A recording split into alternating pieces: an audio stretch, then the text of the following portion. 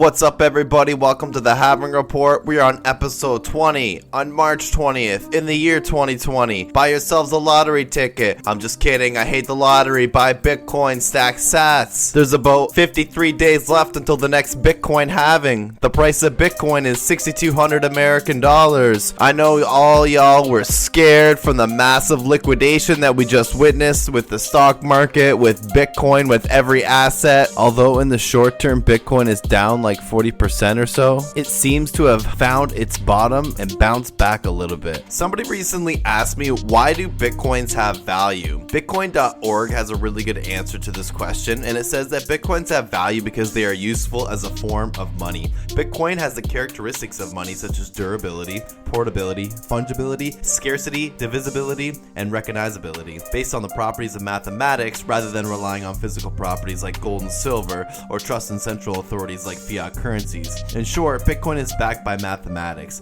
With these attributes, all that is required for a form of money to hold value is trust and adoption. In the case of Bitcoin, this can be measured by its growing user base, merchants, and startups. As with all currencies, Bitcoin's value comes only and directly from people willing to accept them as payment. To fully understand why Bitcoin has value, you have to understand why any currency has value. Currencies have value because they are seen as a store of value, meaning that they don't appreciate over time. Throughout history, we often see precious metals being used as a store of value. But over time, it became much more convenient to use paper like fiat currency. However, there's no more intrinsic value behind it as we moved off the gold standard. Fiat only has value as much as the people have faith in their government. After the 2008 financial crisis, we've seen Bitcoin was created. Now we're witnessing something similar today in 2020, and I think that we're going to see another big mass user base join the Bitcoin and cryptocurrency movement. If the bull run is to happen like we think it is after the halving, there will be a massive user base joining Bitcoin and spreading the adoption. And the more people to accept Bitcoin, the more valuable it becomes. One important aspect of a valuable currency is its scarcity. As we see, governments around the world can print as much money as they want, and when they do that, it devalues the currency that's already out there by flooding the market with more dollars or whatever type of currency they have. As you may or may not know, Bitcoin has a cap at 21 million, making it super scarce, similar to gold or other precious metals. The third trait we will compare is utility.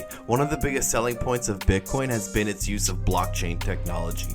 Blockchain is a distributed ledger system that is decentralized and trustless. That means that no parties participating in the Bitcoin market need to establish trust in one another in order for the system to work properly. This is possible thanks to an elaborate system of checks and verifications, which is central to the maintenance of the ledger and to the mining of new Bitcoins. The next point is transportability. Anybody with a computer and access to the internet can create a Bitcoin wallet for no cost at all. Bitcoin is transferable between parties within minutes, regardless of the size and transaction, with very low cost. The process of transferring money in the current system can take days at time and have very high fees. Transferability is a huge important aspect of any currency.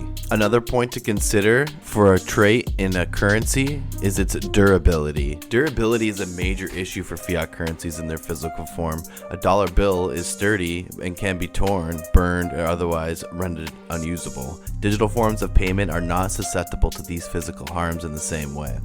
For this reason, Bitcoin is tremendously valuable. It cannot be destroyed in the same way that a dollar bill could be. However, that's not to say that Bitcoin cannot be lost. If a user loses his or her cryptographic key, the Bitcoins in the corresponding wallet would be lost forever. The last point we're going to talk about and what makes a good currency is its counterfeitability. Thanks to a complicated decentralized blockchain ledger system, Bitcoin is incredibly difficult to counterfeit. Doing so would essentially require confusing all participants in the Bitcoin network. The only way that one would be able to create a counterfeit Bitcoin would be by executing what is known as a double spend. This refers to a situation in which a user spends or transfers the same Bitcoin in two or more separate settings, effectively creating a duplicate record. While this is not a problem with a fiat currency note, it is impossible to spend the same dollar bill in two or more separate locations. It is theoretically possible with digital currencies.